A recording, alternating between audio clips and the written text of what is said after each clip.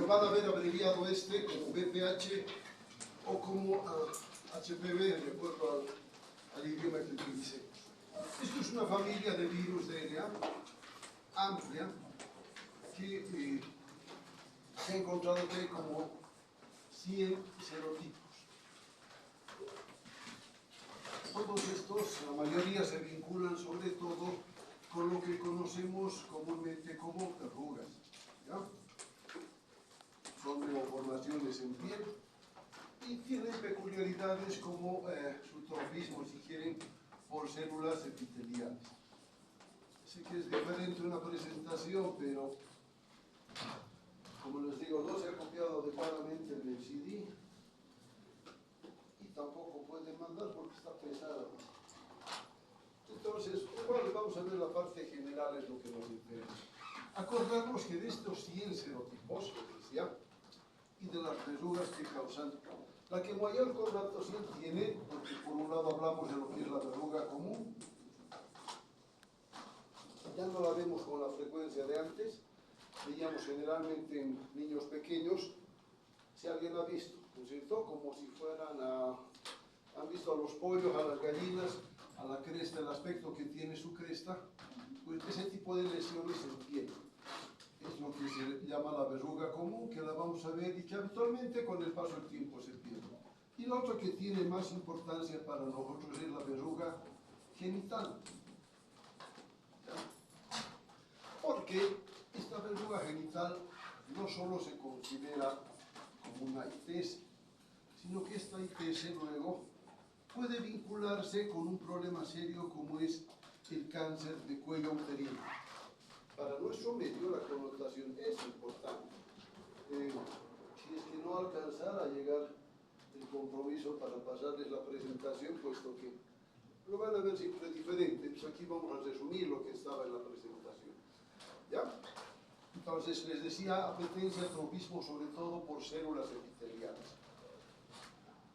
Dentro de estos 100 serotipos, ya hablando de lo que es la verruga genital, existen lo que se llaman virus de alto riesgo y virus de bajo riesgo.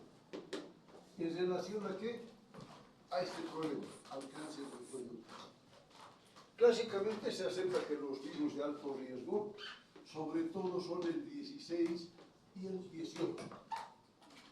Con menos frecuencia entran otros, como lo pondremos entre paréntesis, el 31, el 33. Y los de bajo riesgo se dice que son el 6 y el 11. Alto riesgo o bajo riesgo, ¿para qué? Para que la infección pueda derivar en ese cáncer de cuello uterino. Actualmente el vínculo entre cáncer de cuello uterino e infección por papilomavirus es muy fuerte, muy grande.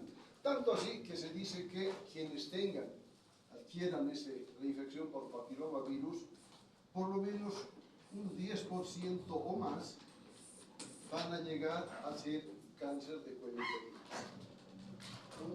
Una cifra exagerada, más si partimos, por ejemplo, si habláramos de datos generales, que se dice que el 2% de todas las mujeres, todas absolutamente, algún momento de su vida han tenido la infección. Y que más adelante, ya les decía, de ese 2% de la población total, un 10% pudiera ir hacia el cáncer de cuello uterino.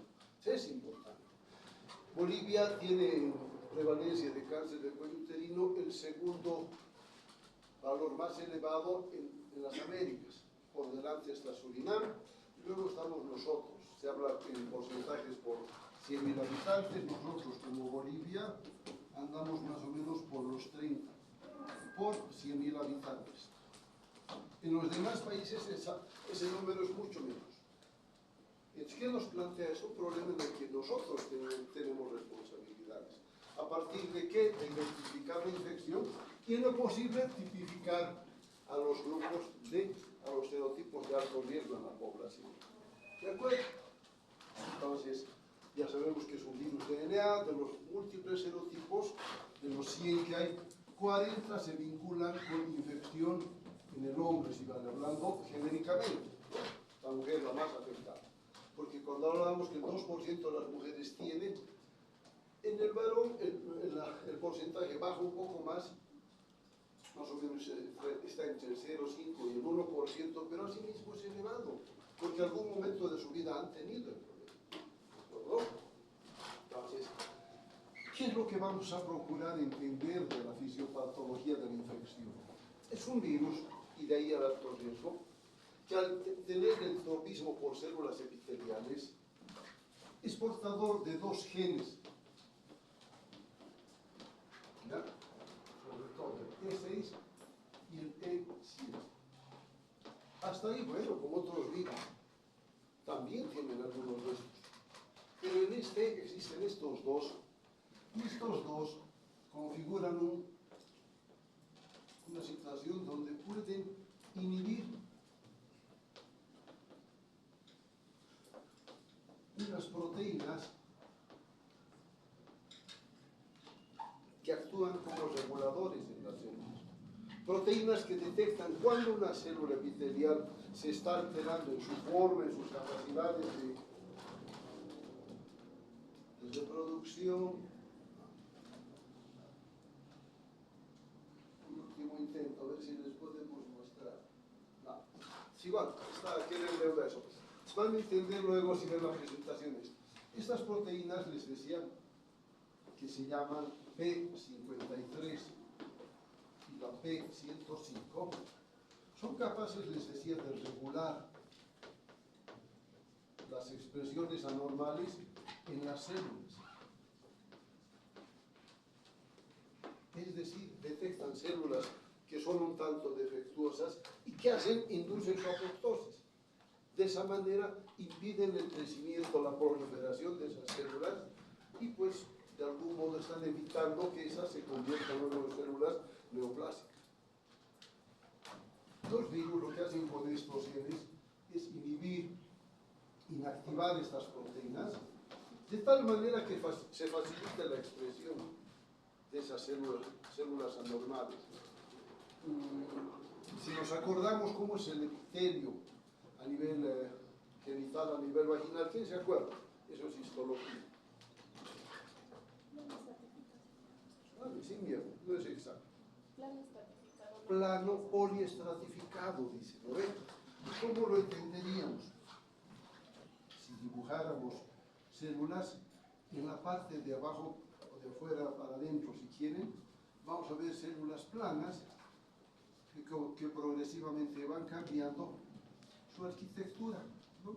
Y en la parte basal, en la membrana basal, pues van a estar las células, si quieren, con todas sus características, que progresivamente, conforme van colocándose en diferentes planos, todo el tiempo se van renovando, las vamos a ver, sí, ya no con núcleos, sino como células que se están queratinizando y le dan esa resistencia a ciertos tejidos, entre esos a la pared vaginal. Entonces, ¿qué ocurre cuando una de estas células es infectada con el papilomavirus? Vamos a poner en amarillo, digamos, llegó el papilomavirus y va generando cambios, de modo que si viéramos, estaba en una de las gráficas, ¿no?, que les iba a mostrar, entonces vamos a ver ya células, si quieren, con formas un tanto diferentes, cada vez con formas bizarras, inclusive desde su membrana basal. Las que veíamos, si quieren, células cúbicas con su núcleo, las veremos de diferentes formas, y eso nos está expresando la inhibición de esas proteínas de regulación.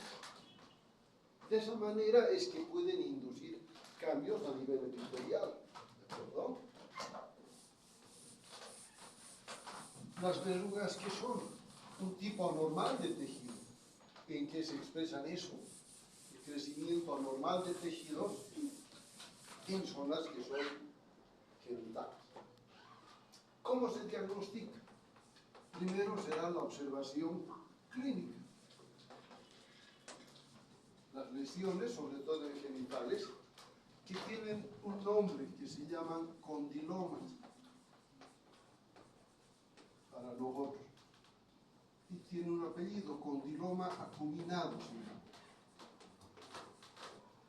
¿Cómo es este condiloma acuminado? son lesiones con aspecto de crestas de gallo, se dice. Si alguien ha visto lesiones vegetantes que crecen por encima, ¿cierto? No hay una gráfica que no hay un dibujo que nos pueda graficar las cosas, pero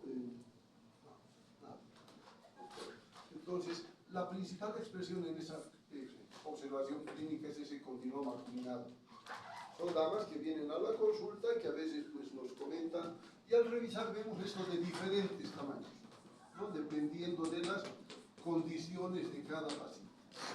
En esto hay casos que llamaríamos leves, donde hay lesiones aisladas y quienes tienen mucho cuidado les llama la atención, hasta casos que pudiéramos llamar monstruosos.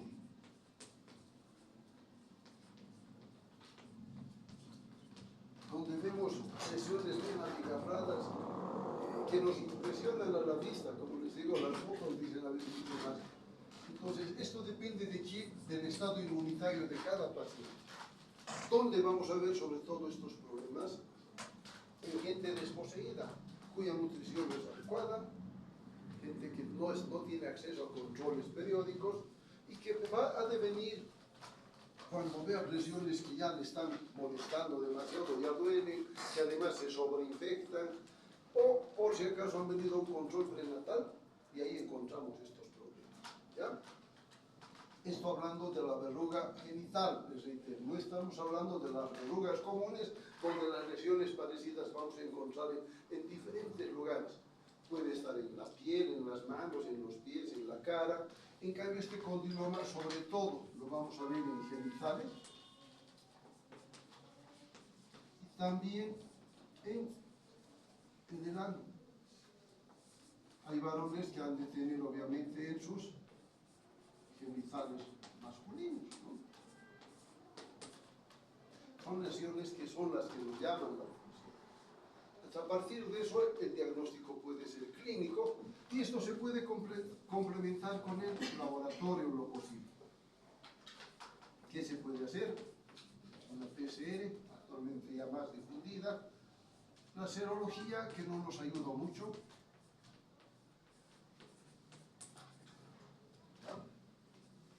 Para establecer ya el diagnóstico.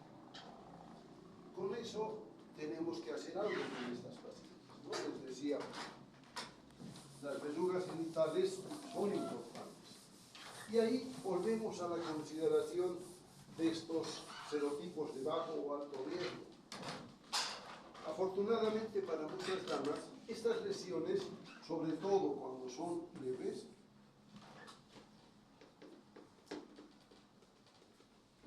leves le pondremos, pueden aparentar una autolimitación. ¿Qué significa? Que en un término de tiempo, más o menos de 2 años, las lesiones desaparecen espontáneamente. ¿Cuáles? Sobre todo estas de bajo riesgo. ¿Ya? Por eso será importante establecer cuál. Porque ¿cómo le decimos a una dama que viene con su infección, espere 2 años y se va a pasar? No, tenemos que pensar que puede tratarse de eso. ¿Y ahí qué nos ayuda? Esta PCR. ¿Ya? Actualmente el diagnóstico, les decía, ya específico del virus, PCR, serología, pero también nos ayuda la citología. Ambos exámenes, serología o PCR, para alguien que no tiene recursos, son pues onerosos, tal vez inaccesibles. Un PAP, en cambio, por el programa que existe, hasta se lo hacemos sin costo. Y el Papa Nicolau es el que nos orienta a pensar y hasta establecer diagnóstico específico, porque en el Papa Nicolau vamos a ver algunas observaciones, sobre todo unas células que se llaman coilocitos. A recordarles, ¿ya? ¿Qué son esos coilocitos dentro del dibujito que les hacía de cómo cambian las células? Vamos a ver células aquí quieren, agrandadas, con núcleos grandes y prominentes y un citoplasma clarito. Otra vez, ¿no? Las fotos los muestran mejor. Pero esos coilocitos son casi patognomónicos de infección por papilomavirus. Es decir, mujer que se haga un Papa Nicolau, si el patólogo está muy bien entrenado, nos va a reportar ya coilocitos. Y eso es sinónimo de infección por papilomavirus. ¿Qué hacen en este caso? Recurrir a las pruebas moleculares. No solo PCR, hay una que se llama captura híbrida, que es parte de esas pruebas moleculares.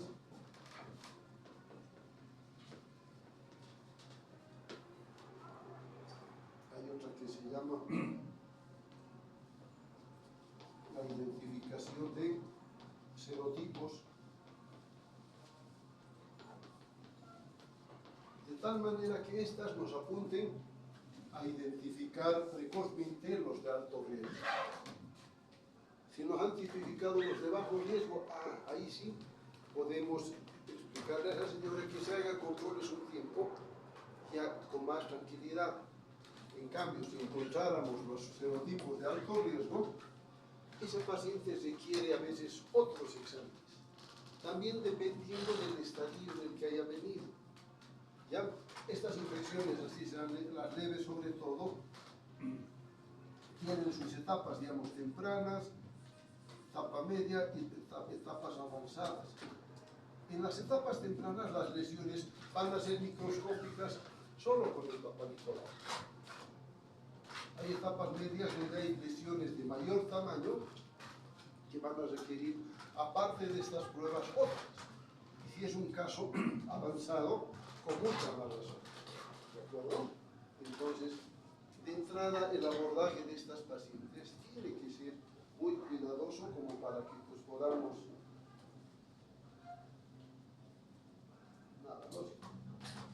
para que podamos orientarlas adecuadamente y en lo posible, si hubiéramos encontrado, reitero, unos serotipos de alto riesgo, completemos sus exámenes. Las lesiones intermedias a veces requieren de otro examen que se llama colposcopía.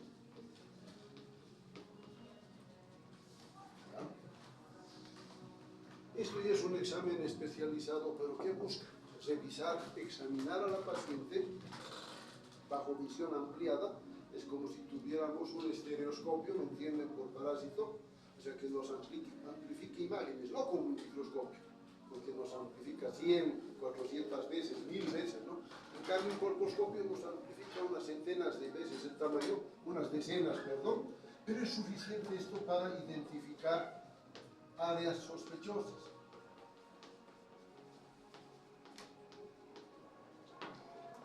De que se traten de lesiones intermedias.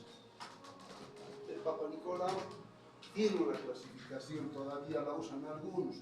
Antes lo usaban una clase 1, 2, 3 y 4. Hasta el 2 decíamos que es normal, ¿no? El 1 es el ideal, el 2 era un Papa Nicolau con cambios inflamatorios reversibles. En cambio, un PAP 3-4 ya nos hablaba de sospecha. En el 3 una sospecha leve, con el 4 una sospecha muy leve. Pero cambia esa clasificación. Si alguien lee un poquito van a ver que ya no se usa tanto esto, sino la clasificación de NIC o de displasias. Que igual tiene su gradación. 1, 2, 3. Así sea que se trate de un NIC o una displasia, requieren esta colposcopía. ¿Para qué? Para hacer el examen, identificación de áreas sospechosas y completar el diagnóstico con una biopsia. Es decir, para el diagnóstico, por un lado, recurrimos a la citología, lo que hemos dicho el Papa Nicolau, a las pruebas de laboratorio, pruebas serológicas o las pruebas moleculares mejor. Luego a la colposcopía y a la biopsia. 4 etapas para establecer diagnóstico preciso. Con esta biopsia se entiende qué hacemos. Tomamos un pedazo de tejido y ese pedacito de tejido se manda al patólogo y ese nos da el diagnóstico final. Si es que se trataba de lesiones de cuál se trata, la profundidad de las lesiones, porque en el dibujo del epitelio que les decía, esas etapas se deben a cuán afectada esta membrana basal o más allá del epitelio. Entonces la biopsia nos da un diagnóstico de certeza. Y en base a eso ya le planteamos otras medidas. Porque el tratamiento acá no solamente es un tratamiento para tratar la infección, sino para curar a esa paciente. No nos sirve tratar la infección como papilomavirus si es que hay lesiones. ¿Me dejo entender? ¿No es cierto? Por un lado, estamos manejando la presencia del microorganismo, del virus, pero si hay muchas lesiones, esas lesiones requieren complementar el tratamiento. ¿De acuerdo? Pues ahí vamos al tratamiento. ¿Qué hacer? Si fuera una infección leve, hay varias medidas. Podemos usar calor, eso se llama la electroterapia.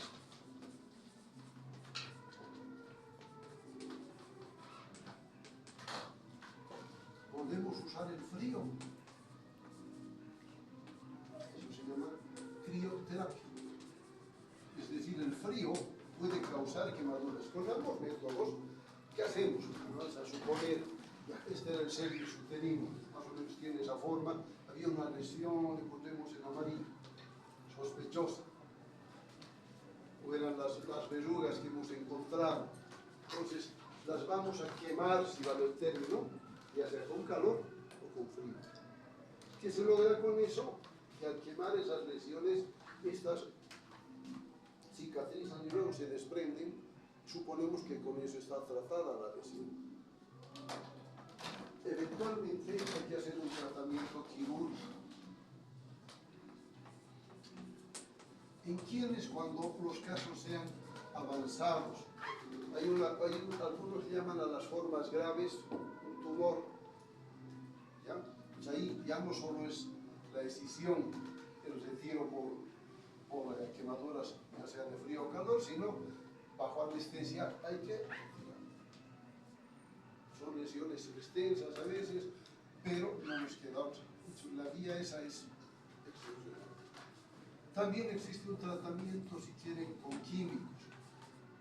Utilizamos varios agentes, uno se llama pozofilina, hay otro se llama el imiquimod, es un antiviral, y más recientemente se están usando interferón.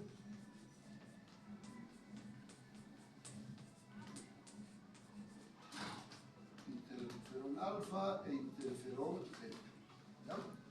Estos dos son tratamientos cuando hay lesiones, sobre todo este primero que igual provoca una lesión cáustica, una quemadura. ¿Ya? Se provoca una quemadura, bueno, pues, y un otro agente que los dermatólogos usan, perdón,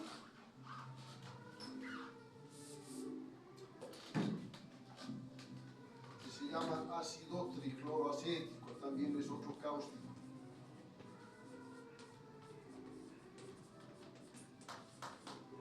Igual con ambos provocamos quemadura química, ya no física, ¿no?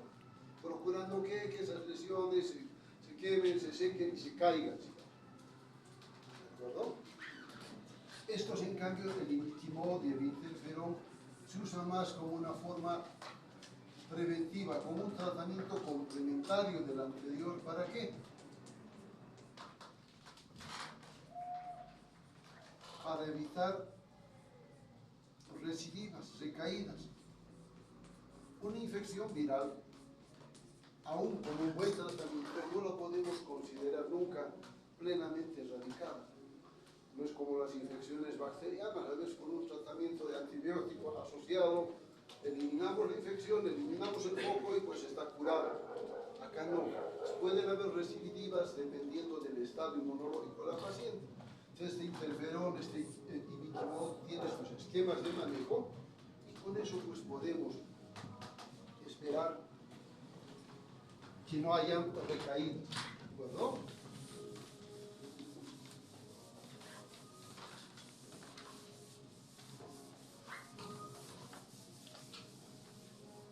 Epidemiológicamente, el cáncer de cuello uterino, les decía, es un problema serio, ¿eh?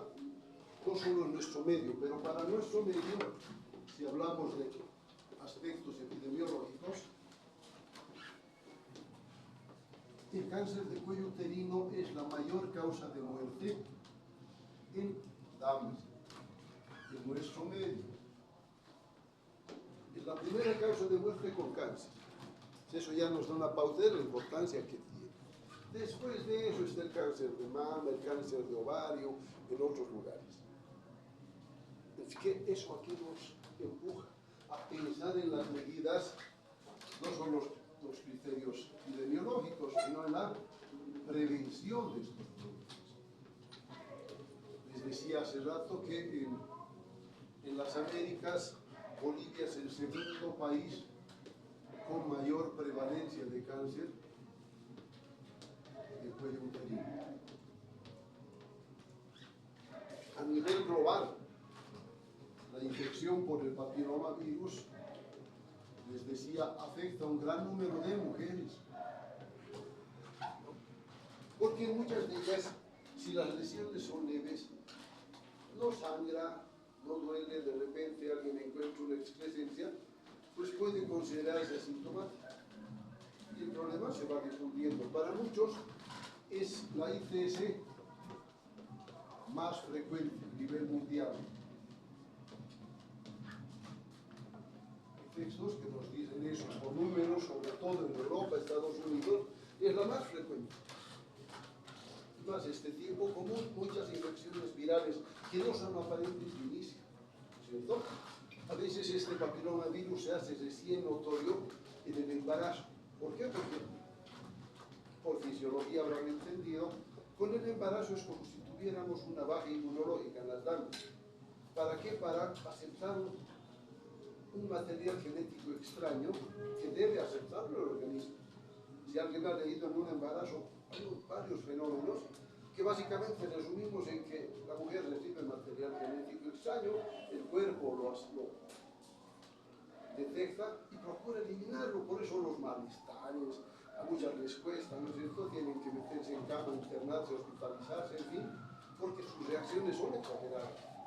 Hasta que se equilibre, finalmente el organismo de la mujer pues acepta y asimila nomás ese material extraño que ya fue creciendo, etcétera, etcétera. Pero hay una etapa donde su inmunocompetencia baja un poco y es donde pueden aparecer estas lesiones. Sobre todo en quienes, ya les digo, en las personas que menos posibilidades tienen. Por eso es que hay que pensar en la frecuencia. Y la prevención, como otras ITS, se da por las cosas que parecen trilladas, ¿no es cierto? El uso del preservativo, ¿qué más? Identificación de contactos, el tratamiento precoz.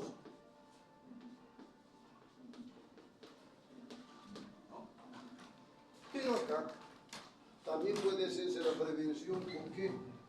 Con la vacuna. Hay una vacuna, ¿ya?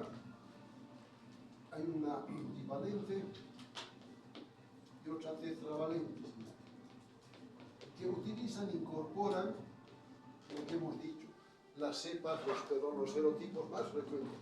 Esta bivalente, por lo tanto, tendrá el 16 y el 18. Y esta tetravalente tienen los mismos, más los que hemos dicho, ¿no? 31, 33. Tienen su periodicidad. ¿Cuál es la condición? Sobre todo se administra en damas que no hayan tenido la infección. Esto se entiende por qué, que estén antes de sus periodos. Acá en la facultad se usaba el criterio que eran menores de 12 años. Discutible porque alguien puede decir, no, los 12 ya han tenido relaciones. Ojalá que no. Pero se espera eso, que no haya habido la infección. Se vacuna a la población escolar generalmente. ¿Han escuchado de esa? En el piso 10 vacunaban todavía. Usaban alguna de estas de manera gratuita. Se pelea ¿para qué? Para que se incorpore esta vacuna al programa ampliado de inmunizaciones. incluyendo para algunos, deberíamos incluir también a quienes podemos transmitirla, ¿no es cierto? En algunos países incluyen a niños, a varones. Acá estamos en eso. De esta manera, pero con alguna de estas vacunas podemos prevenir, con esta bivalente se dice efectividad del 93%. Y con la otra llegamos a más, hasta un 98 a 99% de efectividad. Importante, ¿no es cierto? Pero que hay que pensar que no tenga la infección, que no es aparente de inicio la infección, lastimosamente. Entonces, en alguien que supongamos ya entra en un terreno complicado, si ustedes son los que van a ir con la vacuna, si le preguntan a la mamá de una niña de 12 años, ¿tuvo relaciones? Absolutamente no nos van a decir. Pero no hay certeza, ¿no es cierto? Mientras mayor sea, la certeza se va perdiendo. Deberíamos tenerla, ¿de acuerdo? Eso es lo que resumimos del tema. ¿Alguna pregunta?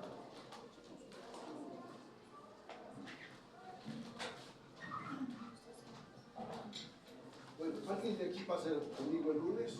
Creo que ustedes, ¿no? Ya, entonces a Darcy o a Joel les voy a pasar la presentación y el compromiso, pero que no se lo guarden, comparten con todos. ¿Listo? Gracias por tu tiempo, nos vemos entonces. Es un resumen de lo que ya les digo, ojalá le presten atención a lo que hemos hecho hoy. Creo que hacen listas. Por favor, no se muevan todavía, estamos en tiempo. ¿Qué decían? ¿Qué pasaría si se le vacuna a una persona que ya está infectada? Pregunta a su compañera, ¿qué pasa si vacunamos a una persona que ya ha sido infectada? La protección, obviamente, no ha de ser la misma. Segundo, si esa persona infectada por ahí tuviera los que hemos visto, los serotipos de bajo riesgo, algo podrá ayudar.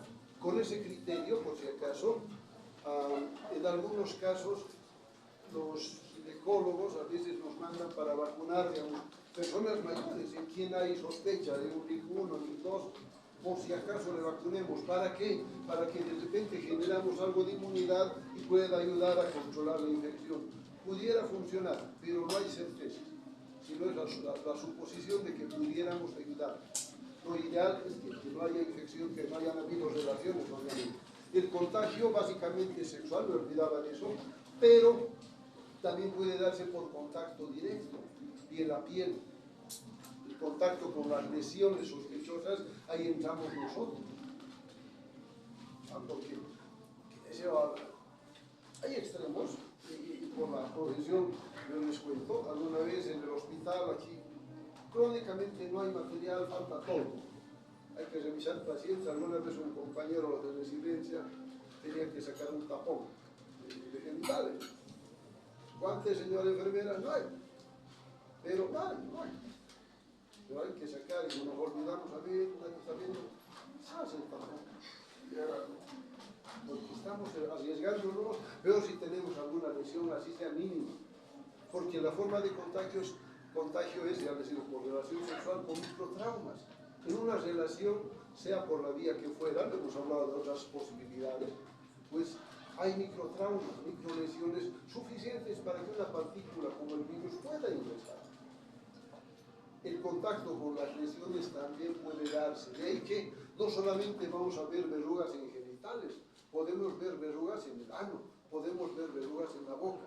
Me olvidaba de eso. En mujeres embarazadas se aborda esto de una manera en que les sugerimos operarse. Es decir, que el bebé no tenga contacto con el canal del parto para que no se infecte. Porque puede haber una papilomatosis laríngea, se llama. Que eventualmente, así como puede haber cáncer en la mujer, también puede haber cáncer en el varón. Con menos frecuencia, ¿cierto? Pero cáncer en genitales masculinos puede haber. Y menos frecuente el cáncer en vías respiratorias cuando ha habido contagio del mismo papilomavirus. Mejor es prevenir. ¿Ya? ¿Algo más? Ahora sí, entonces, gracias de nuevo. Nos vemos la próxima.